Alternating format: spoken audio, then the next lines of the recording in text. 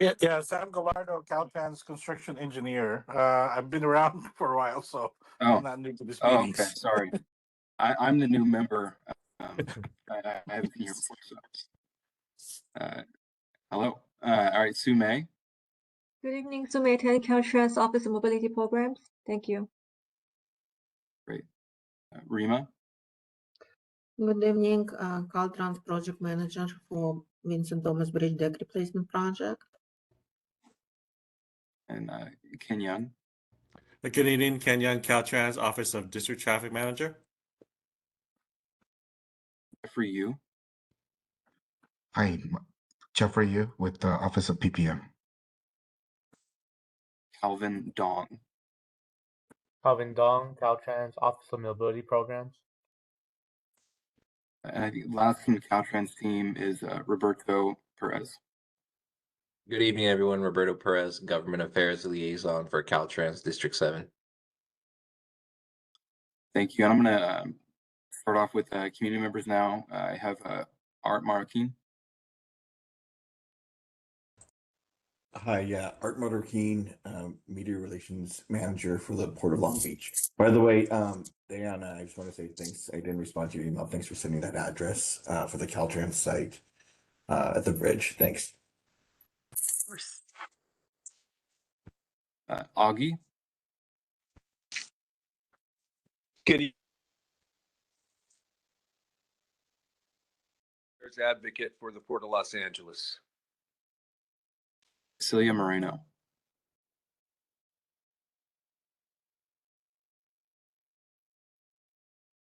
Sorry, I was trying to get my mic to work. I hope you can hear me. Cecilia Moreno, Director of Community Relations and Stakeholder Engagement for the Port of Los Angeles. Irma.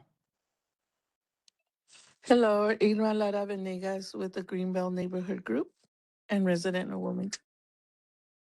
Thank you for joining us, Irma. Jeff Meyer. Hey, good evening. Jeff Meyer, Outreach Specialist with Skanska CEC Joint Venture. Joel. Hi, it's Joel Perler with the Port of Long Beach International Engagement and Trade Relations. Mia Hernandez. Hi, good evening. I'm Mia Hernandez, District Representative for the Office of Senator Lina Gonzalez. Okay. And last but not least, Ray.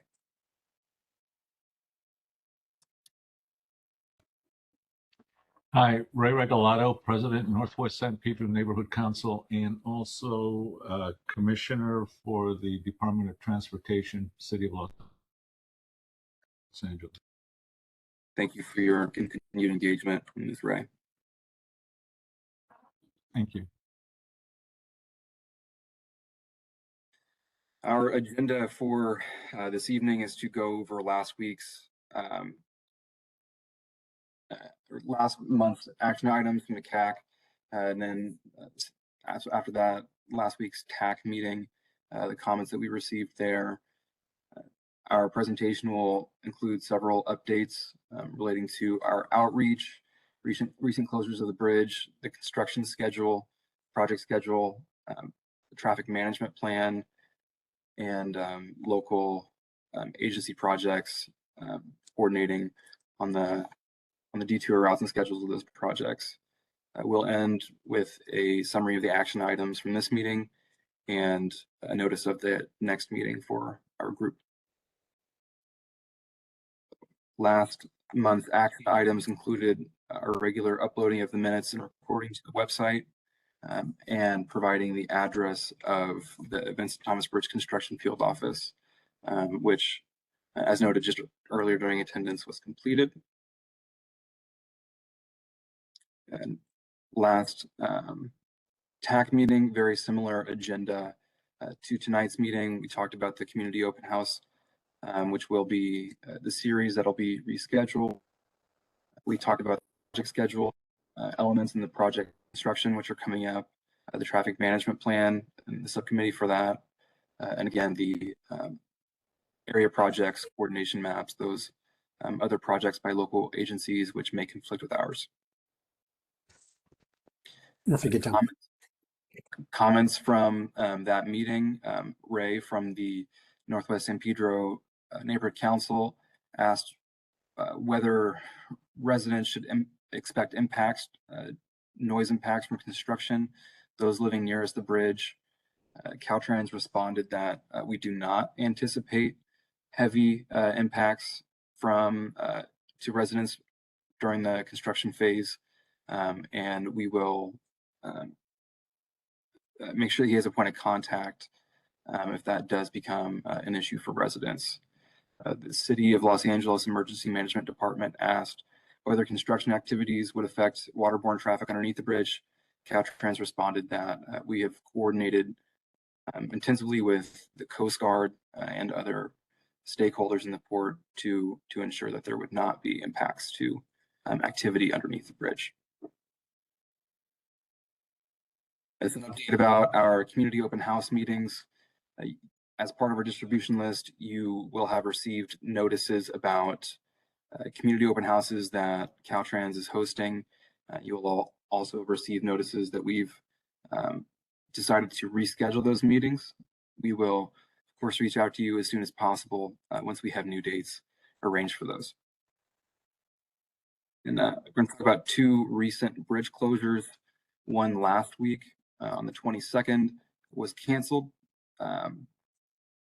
to facilitate the Port of Long Beach's, the Port of Los Angeles's luncheon. And we had a scheduled closure again this week, which did go through. It was a single lane closure in the northbound direction, handling concrete spalling of the bridge deck and inspecting finger joints. Of course, last year there were two events of finger joints failing, leading to emergency closures of the bridge. These are subsequent inspections of those to try to be on the front end of any possible failure. I'm going to pass it to Rima, our project manager, to talk about the schedule. Thank you, Nathan. So we have completed design. We did it in November. We signed the construction contract with our contractor, Skanska CC joint venture, earlier this month, and currently we're reviewing and approving the technical submittals from contractor. So construction phase started, but the field work will not begin until late March of this year.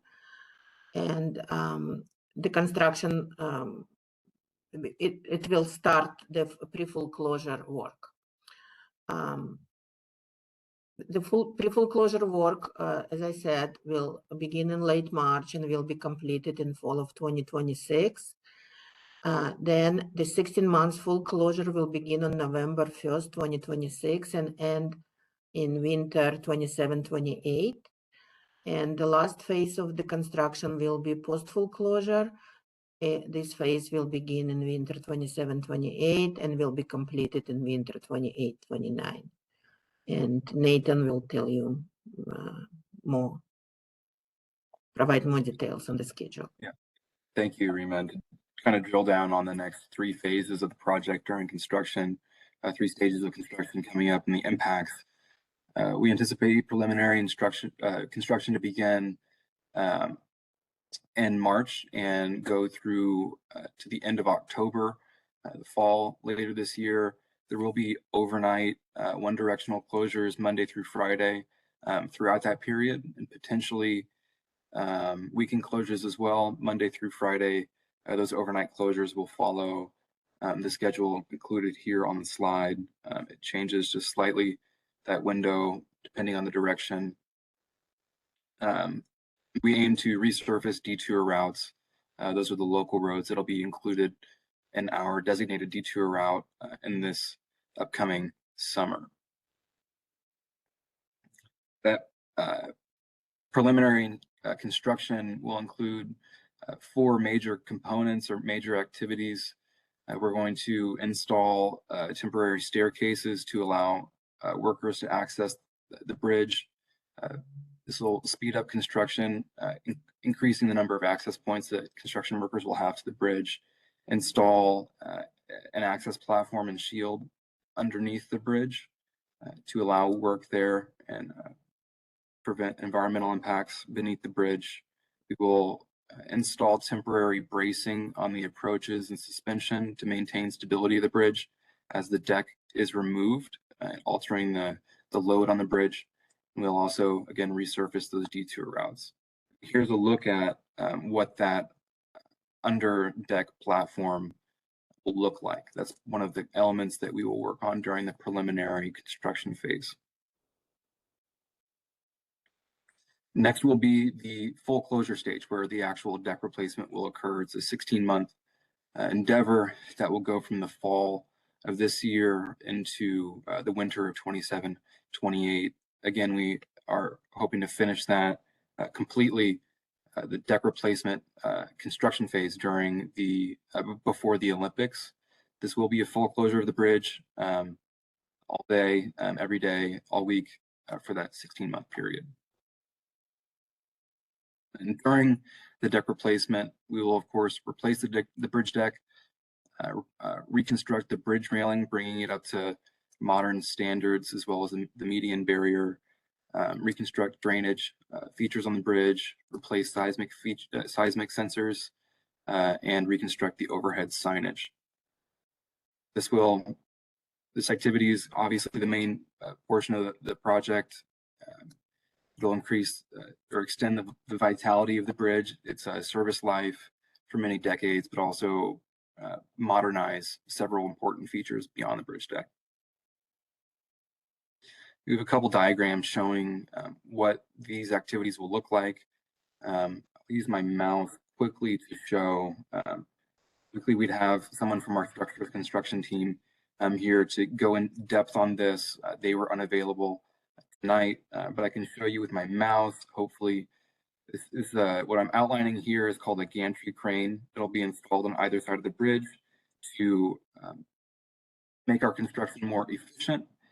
It will pick up portions of the bridge deck, and those will be carried off on trucks. And those pieces that are taken off will be replaced with precast concrete panels. These will be cast outside of the construction area, brought in, and replace the pieces that we took off. After the deck replacement, the full closure period, there will be a post-construction stage, post-full closure construction stage, during which those preliminary activities where we install the platform, install the temporary bracing, all of those temporary features will be removed, and those will require similar overnight directional closures, also needing to maybe close on the weekends. And that'll go on for about a year from the winter of 27-28 to the winter of 28-29. And here's, I guess, those details that I just laid out. Removing the temporary work, and in addition to that, installing some features to allow for the utilities that run on the bridge, like telecommunications cables. And I'll pass it on to Ken Young to talk about our traffic management plan and the subcommittee for it. Thank you, Nathan. Our last TMP subcommittee meeting was held yesterday, where essentially we discussed updates to traffic control officers, CCTVs, the quick map enhancements in terms of a tool for being a tool for navigation and project information. And we talked about forthcoming efforts in relation to traffic signal coordination. In terms of traffic control officers, we still and CCTVs, the locations, there's no changes. Traffic control officers, we have identified 18 locations, and the priority locations are really on Anaheim Street, at Alameda and Henry Ford, and also around the loop. But the focus is really heavy on Anaheim Street, based on our past studies. So that's where the priority will be. We will be having discussions with the Port of Long Beach as they want to explore other opportunities. So we will be meeting with them tomorrow to discuss not only traffic control officers, but CCTVs, as well as any potential extensions to detour, primary detour that we've established today, which is on Harry Bridges Boulevard, with the goal of ensuring that our agencies and the community is that everything's in alignment in that regard. We went through numerous task force meetings where we discussed screening criteria and some of the important aspects of which the community valued. So that will be stressed during our meeting as we discuss potential opportunities to add locations. Next slide, please.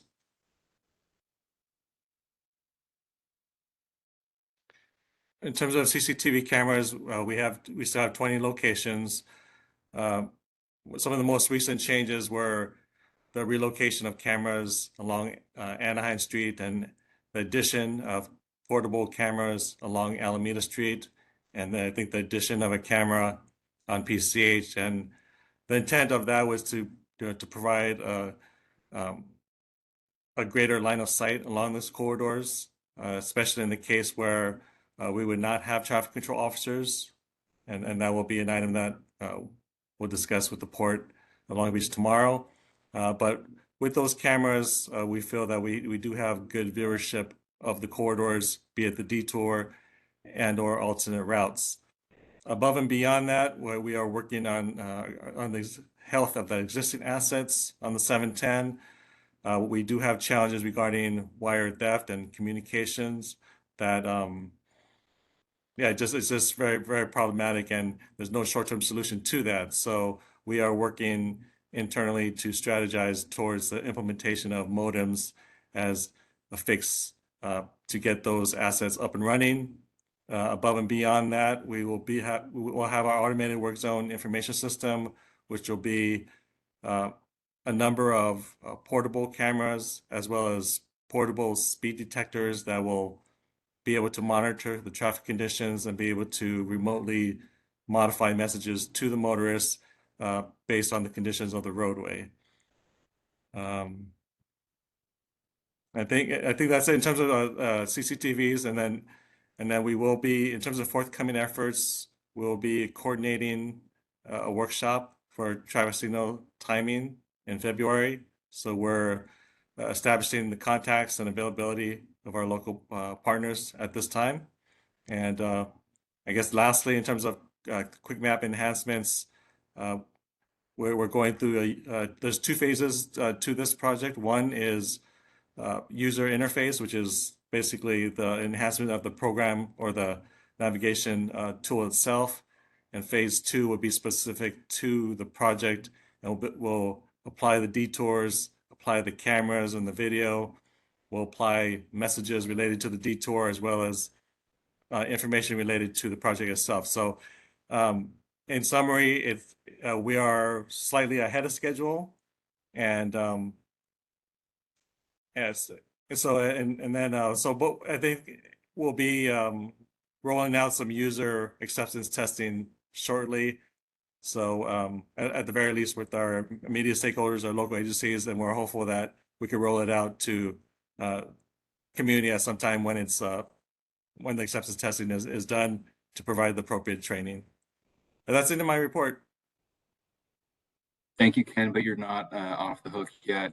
We have a couple hands raised. Cecilia Moreno, I saw her hand come up first. Thank you. I wanted to make sure I was understanding correctly. On the previous page, not the one with the cameras, but where the enforcement control officers. Yes. So I noticed on there that you have the orange box says City of LA. Am I to assume that that's not LAPD? Is Port Police being lumped in with LAPD in that one, or is placement of Port Police not a part That would be separate. Got it. So yeah, we will establish or have established cooperative agreements with the respective agencies. So one being with the City of LA, and another being with the Port of Long Beach, for example, which is represented in, or was it LA? Oh, Port of Long Beach with that blue star. So with every respective agencies will have a cooperative agreement.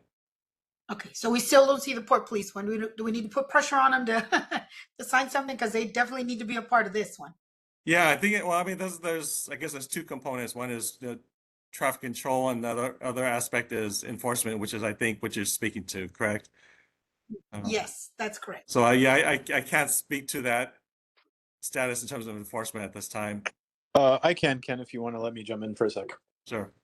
So, Cecilia, we introduced a motion. I shared it with Sergeant Sklarsh not too long ago, but we introduced a motion a few months ago requesting that LAPD, Port of LA PD, as well as LADOT all provide their staffing numbers and needs for the enforcement of the project closure. And so we're going to ask for a report back probably in the next couple of weeks and make an assessment, but it's all three agencies that we have either direct control or some kind of say in, because we know that enforcement is going to be the key. So just for your 2 cents, I let Sergeant Sklarsh know that that's coming because we're gonna need it. I appreciate the clarification. Thank you. Okay, and I saw Augie's hand come up too. Hi, Ken, and thank you for your report. I have some concerns about our China shipping terminal. It's outlined, you see number 2 on the slide there. That's where our China shipping terminal is located. Yes. On Martin Luther King Day, Monday, was it last Monday or Monday before last? The truck traffic was all the way to Long Beach. The truck traffic crowded all of Front Street through North Pacific, all the way up John S. Gibson, past the police station. When the bridge closes, I'd like to know what the routes are, and I believe the only route is the trucks are going to either get off on Channel Street or on Harry Bridges and queue up Front Street going north through North Pacific up John S. Gibson. And I'm going to tell you right now, those trucks will queue up past Torrance Boulevard. And I've seen it happen on occasion. Every so often, China Shipping has a call for empties.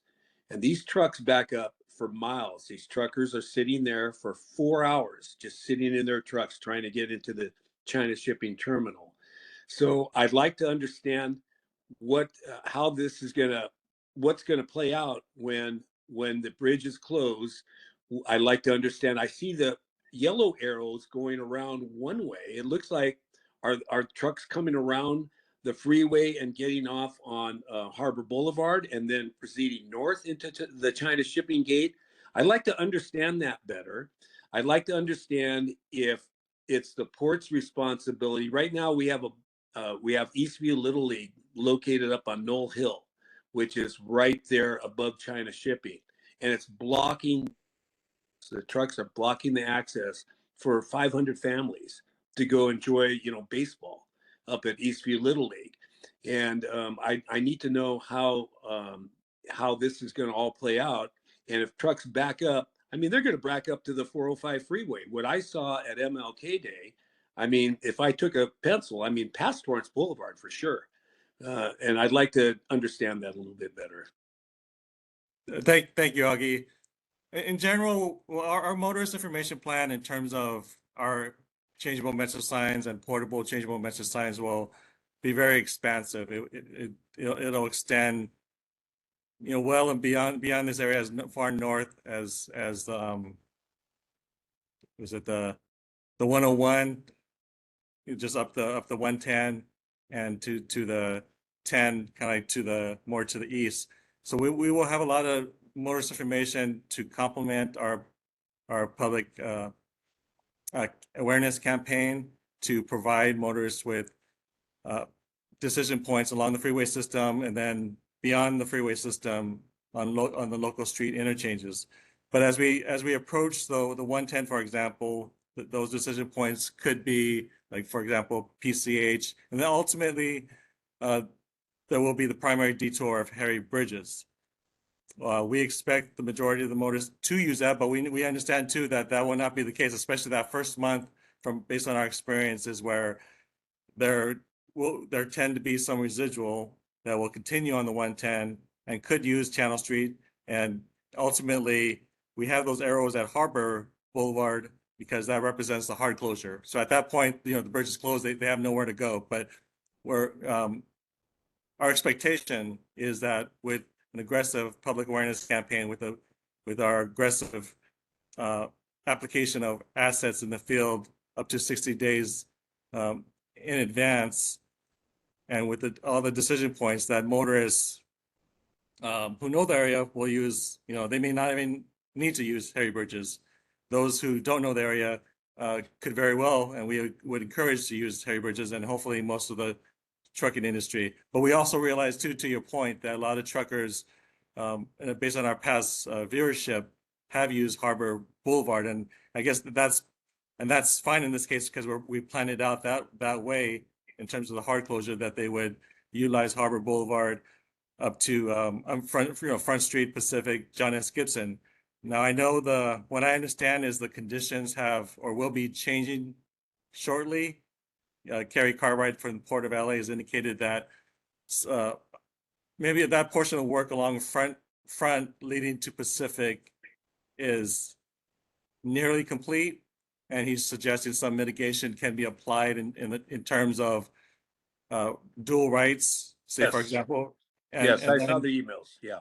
Yeah, so he's kind of indicated that in terms of our TAC meetings. We intend to kind of follow up a little further to get an understanding. But my fundamental understanding is, yeah, he's kind of giving us that update, and this is the opportunity to work with the city to see what kind of mitigation measures that we could apply there, in the case that there is, to your point, occasionally a lot of truck traffic like that. But our expectation generally is that after the first month, that the residual traffic going to Harbor should lessen. Now it may not. We're not. I'm not going to pretend to predict this, but based on our history, that's been the case. But this is a dynamic area, so we want. I think your feedback is of great value, and we'll prepare for the most challenging of scenarios. So you are working with Kerry from the Port of LA, and Yes. I'm just wondering, these are DOT streets as we get onto Front Street and John S. Yes. Do you expect? So it's basically the port trying to figure out how to keep these streets unclogged for the local residents and the baseball families that are going up the Knoll Hill. That's more of our responsibility and the city's responsibility. What's Caltrans' response comes to this? In terms of streets beyond the network identified here? Well, yeah, I see Front Street on your plan. Yes. But as far as if we have to do additional turn lanes and maybe blocking off streets so trucks go on one lane and cars go on the other, making the flow better, are we on our own and trying to work with our own DOT agencies and stuff like that, our own departments within the city, or is Caltrans part of that conversation? How's that? Well, I mean, I think like we are here, like we've been doing month after month, and this is a collaborative effort, so we've identified, not only the detour, but we've also identified routes that could connect and be as seamless as possible to connect to that detour. And if there's mitigation needed within those areas, we could surely work in partnership to help or assist identify those needs in terms of how they get accomplished. Yeah, I think it still remains a collaborative effort here. So I don't, I wouldn't want to silo any particular agency here, but because we're all working together to best get through this during that 16-month full closure. We have a monthly community meeting that we host at the Port of Los Angeles. Would you or somebody from Caltrans like to attend that meeting for about an hour and help us understand this, the San Pedro aspect and the Wilmington aspect a little bit in deeper detail? I think we would be open to that. Okay. Good enough. Thank you. All right. You're welcome. Yeah, Augie, we'll be sure to follow up with you about that. And in case anybody wasn't tracking, talking about the area down in the bottom left-hand corner, and there's a Little League, Eastview Little League. We'll be sure to get in contact with them as well, if they aren't already on our distribution list, to make sure that they're the families there are at very least aware of what's up ahead. Augie, I lowered your hand.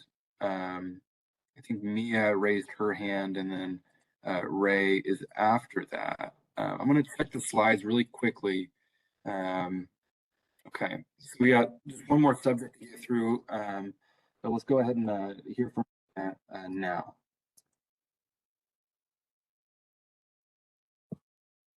Thank you. I just had a quick question about this slide, actually.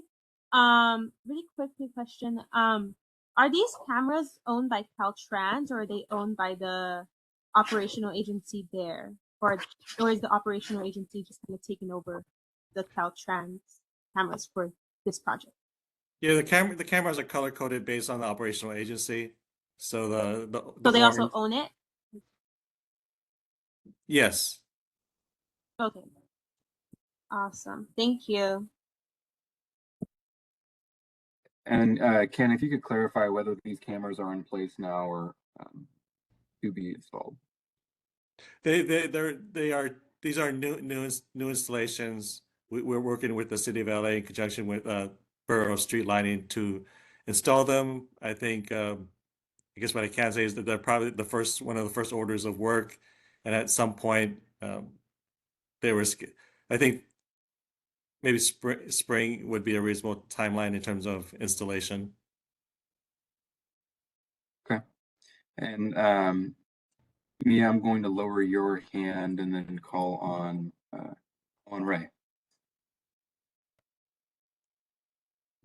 Thank you, Nathan. I kind of piggybacking on Augie's concerns or questions, I would like to kind of remind Caltrans that the container traffic, although I experienced the same challenges that Augie did for the MLK holiday, but I think we need to somehow, some way consider how much more complicated the traffic can be when we have two cruise ships in port and we're actually trying to navigate in and around transport vans and buses and other people coming into the port, to get onto these cruise ships. I'm going to tell you that just complicates, the traffic pattern even more. And how much conversation or consideration has there been, to address the need? I know we're talking container vehicles, but I'm really concerned about when we have our cruise ships in port and people are offloading and people are loading onto the ships, because it can be really challenging. Yeah, thanks, Ray. I mean, I think it will. We have discussed, and we will continue to discuss those challenges. I think what I provided was kind of like a general scenario of what our experience has been through various projects. But again, we realize that this is a special condition. That's something that we need to kind of wrap our heads around and frankly, just spend more time out there. And I think your observations and Augie's observations help in that. And I think whatever we can do in terms of the status of we also have a project out there. Port of LA has that project, and whatever mitigation we can provide there would surely help. But above and beyond that, though, we'll keep monitoring and discussing this with our teams to see how we could best address that. I guess the best way I can say right now is that's why we have extended the motorist information as far north as possible to get people to use other portions of the network, specifically the 710. But we know that there will be some that come down there, and my staff has indicated basically concur with what is being said here in terms of the heavy truck traffic exiting harbor. So yeah, we'll continue looking at that. Appreciate it. Thank you. Great, and that's all of the hands that were up. So I'm going to move on to Sue May for the project coordination topic of our presentation. Yeah, thank you, Nathan. Next slide, please. So this is basically the same list of projects we have been looking at for many months. We did recently remove 3 completed Caltrans projects from the tracking list, which is good news. So less conflicting projects in the vicinity. As you look at the color-coded rows, we do not have any more red, meaning we don't have any local agency projects along the detour route that would be conflicting with our full closure. We have been working hard and successfully with local partners, especially City of LA, specifically the Alameda North and South project, because those are along the detour route, so that our schedule will not collide with each other. So that's great news. And the rest of the project, especially the browns, the blues, some of them are not along the detour route. Some of them do not have schedule that will be conflicting with our full closure. With that said, they are in the vicinity and they could very well impact each other, which we acknowledge. So we continue to work closely with all the local partners when they have new updated schedule or closure information they will share with Caltrans, and we actively seek out updates from them to make sure that we don't leave out any projects that may create issue for us. But as of now, we don't anticipate any project that will be along the detour routes that will have conflicted schedule with the full closure. So and that's the report we have. If we have new information or new updates, we will report along in the next meeting and share with the community. Nathan, that's my report. Thank you. Thank you.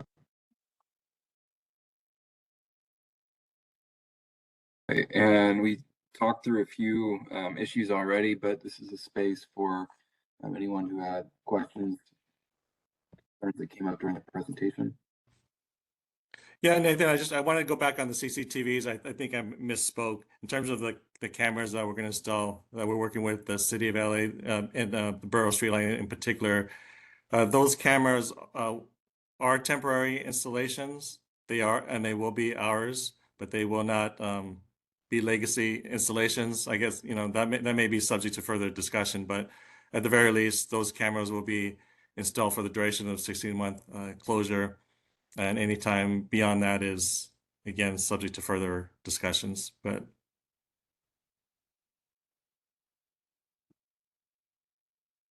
thank you for the update, Ken. I appreciate it. Sure.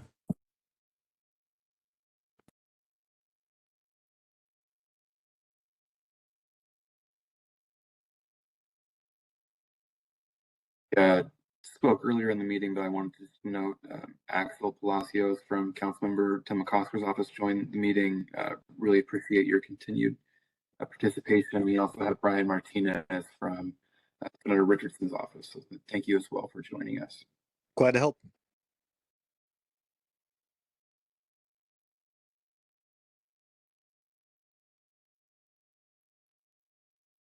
Okay, I will move on. If there are any concerns that you have before next month, be sure to reach out to us. Contact information will be available on this last slide. But one action item that we have from this meeting is to coordinate with Augie about that Port of LA community meeting. And that was to talk about specifically issues relating to the San Pedro area. Next meeting will be February 25th at 6 p.m. You can contact us by email at vtbproject@dot.ca.gov. Diana Jimenez is my partner public information officer. Our phone numbers are here. So if you need to take a picture, I'll wait a moment before closing out.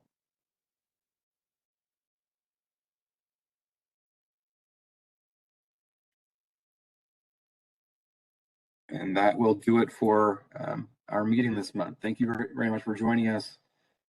In 42 minutes, which is, I think, a good time. So appreciate you taking out time from your evening. Thank you all for your continued engagement. Looking forward to getting construction started on this project. Thank you.